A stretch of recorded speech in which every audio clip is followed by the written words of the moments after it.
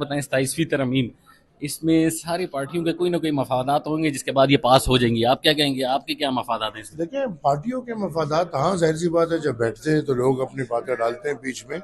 और तमाम तर पार्टीज को चाहिए कि यकजह होकर बैठे और मुल्क की बेहतरी के लिए ऐसे तरामीम लाएं जिसको अवाम या इस मुल्क या इस निज़ाम को बेहतरी की तरफ लेकर जाए।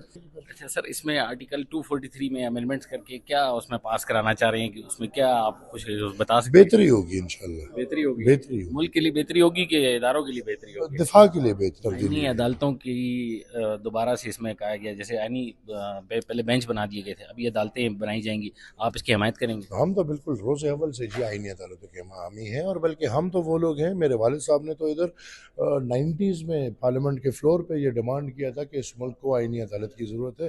अच्छा, इसके अलावा जो आर्मी चीफ की एक्सटेंशन है, इसको आप क्या देखते हैं, किस तरह देखते हैं? इस वक्त उस पर ये सब ट्रक की बत्ती के पीछे आपको लगाया हुआ अच्छा। है। एट दिस मोमेंट एक्सटेंशन की ना कोई जिक्र है, ना कोई बात है, ना कोई ज़रूरत है।